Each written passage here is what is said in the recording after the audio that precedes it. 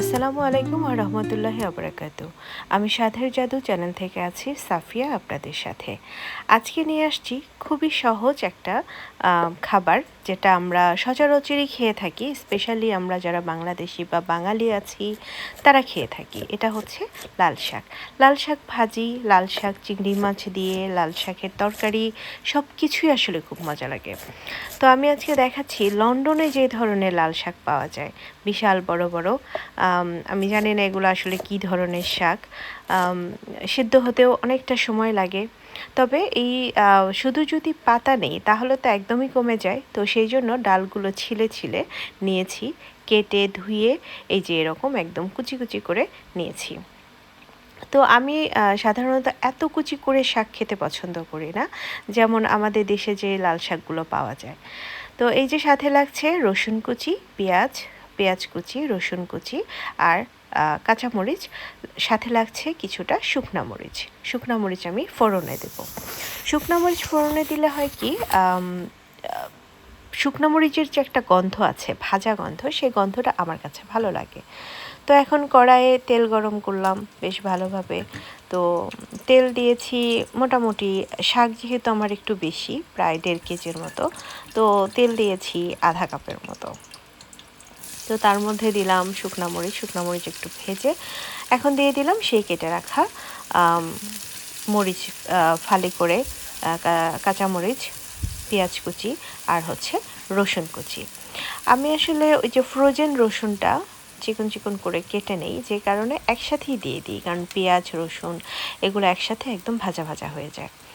তো একটু লবণ দিয়ে নিচ্ছি। লবণটা পেলে পেঁয়াজটা আমার কাছে মনে হয় যে দ্রুত ভাজা ভাজা হয় বা সেদ্ধ হয়, এবং এই যে পেঁয়াজ রসুন এবং কাঁচামরিচ আছে এগুলোর ভেতরে কিছুটা লবণ যায়। সেজন্যই আগে একটুখানি জাস্ট আধা চামচেরও কম লবণ দিয়ে নিয়েছি। তো এখন নাড়াচাড়া করছি।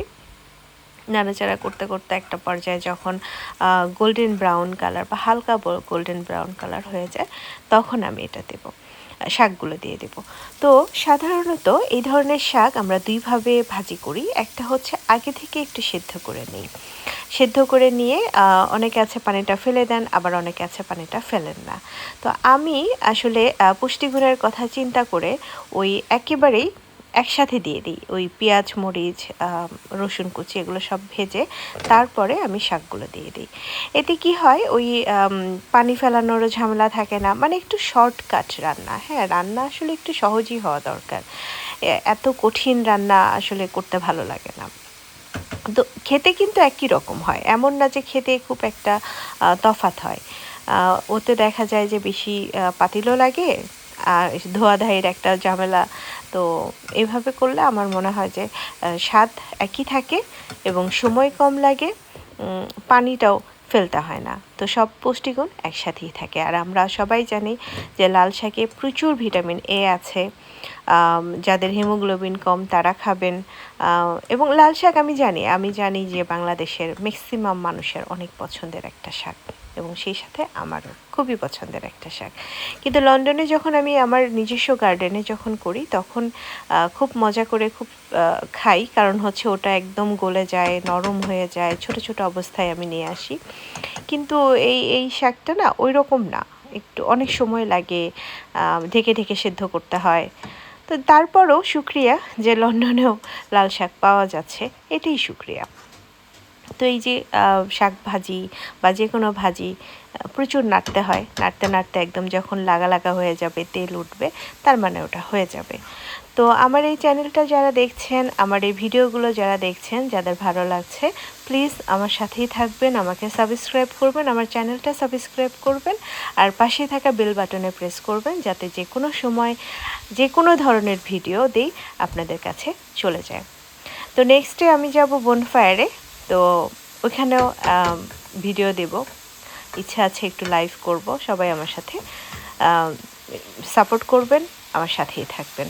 তো এই যে লাল শাক ভাজি হয়েই গেছে, প্রায় লেগে লেগে যাচ্ছে।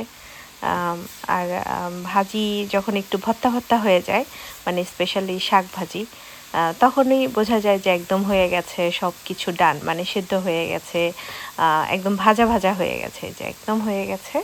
তো এখন আমি সার্ভিং ডিশে ঢেলে নিচ্ছি। তো সার্ভিং লাল শাক ভাজি আসলে আমরা সবাই মোটামুটি বাঙালি যারা আছি তারা সবাই খাই, এটা এমন নতুন কিছু না। কিন্তু যারা আছে না অনেক নতুন রাঁধুনি, তাদের জন্যই আমার এই ভিডিওটা দেয়া। তো এই তো সার্ভিং ডিশে ঢালছি, গরম গরম একদম ভাতের সাথে যদি এই শাক ভাজি দিয়ে খাওয়া যায় তাহলে আলহামদুলিল্লাহ খুব তৃপ্তি সহকারে খাওয়া হয়ে যাবে। তো এই তো ঢেলে নিলাম সার্ভিং ডিশে, এখন নিয়ে যাব টেবিলে।